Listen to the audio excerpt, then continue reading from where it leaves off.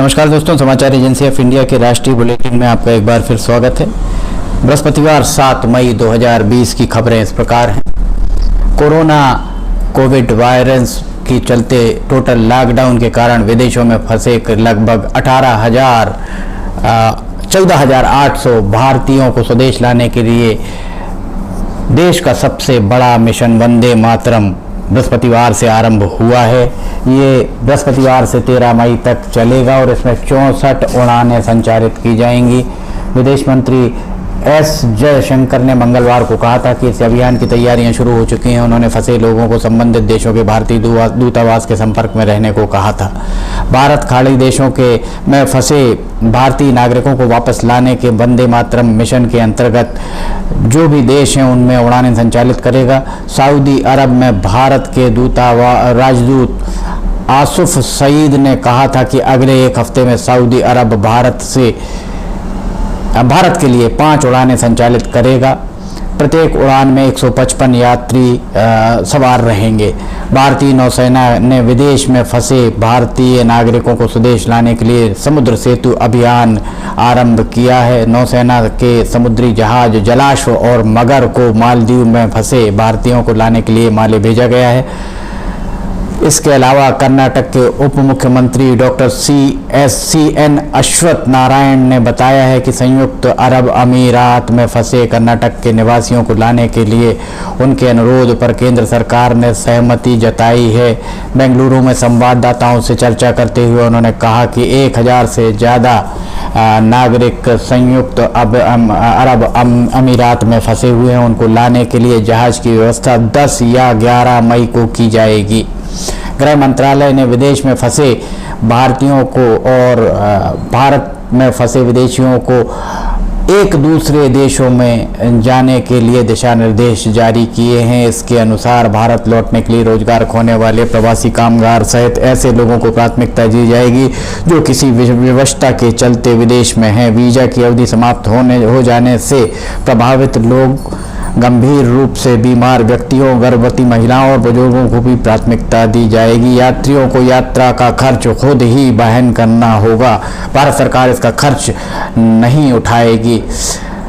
सरकार ने कोविड-19 महामारी को ध्यान में रखते हुए अल्कोहल युक्त हैंड सैनिटाइजर के निर्यात पर प्रतिबंध लगा दिया है। विदेश व्यापार महानिदेशालय की अधिसूचना में कहा गया है कि केंद्र ने सैनिटाइजर के निर्यात नीति संबंधी 24 मार्च की अधिसूचना को तत्काल प्रभाव से संशोधित कर दिया है।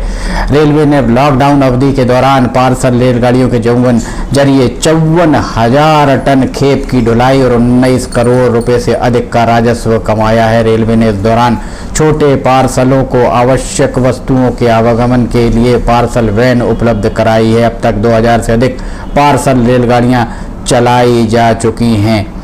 इसके अलावा महाराष्ट्र में एक दिन में बीते दिवस कोविड-19 के 1233 नए संक्रमित मरीजों के सामने आने के बाद संक्रमित लोगों की तादाद वहां बढ़कर 16,758 हो गई है।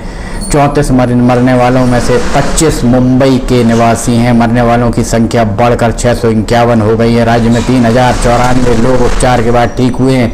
कोरोना-19 वायरस की चुनौतियों से निपटने के लिए सरकार निरंतर प्रयास कर रही है। तमिलनाडु में कल कोविड-19 के संक्रमण के 771 नए मामले सामने आए। इसमें से 324 चेन्नई से और 188 अरियालुर जिले से हैं, जिनमें से अधिकांश चेन्नई के थोक बाजार में श्रमिकों के संपर्क में आने से संक्रमित हुए हैं।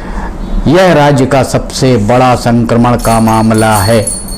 गुजरात में इस बीमारी के 380 मामलों की पुष्टि के साथ ही राज्य में संक्रमित मामलों की तादाद बढ़कर 6,625 हो गई। राजस्थान में संक्रमित लोग ठीक होने की दर 52% से अधिक बताई जा रही है। बिहार में कोरोना संक्रमण से 188 रोगी ठीक हुए हैं।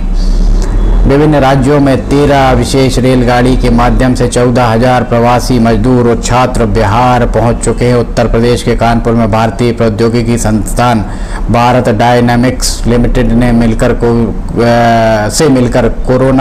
कोविड-19 संक्रमण के इलाज के लिए सस्ते दरों पर वेंटिलेटर बनाए जाने की कवायद की जा रही है। तेलंगाना में 11 नए मामले सामने आने के बाद वहां इनकी कुल तादाद 1107 हो गई है। जम्मू कश्मीर केंद्र शासित प्रदेश में कई कार्यस्थल खोल दिए गए हैं। प्रधानमंत्री नरेंद्र मोदी के द्वारा बुद्ध पूर्णिमा समारोह में आज हिस्सा लिया गया। इसके अलावा भारत सरकार के प्रधान वैज्ञानिक सलाहकार डॉक्टर के विजय राघवन ने कहा है कि जीनोम सीक्वेंसिंग की शुरुआती खबरों से पता लगता है कि भारत में कोरोना वायरस विश्व के अन्य देशों की तुलना में बहुत ज़्यादा खतरनाक नहीं हुआ है। ये थी खबरें बृहस्पतिवार 7 मई 2020 की। 8 मई 2020 को समाचार एजेंसी ऑफ इंडिया का ऑडियो बुलेटिन लेकर हम एक बार फिर हाजिर होंगे। तब तक के लिए इजाज़त दीजिए। नमस्कार।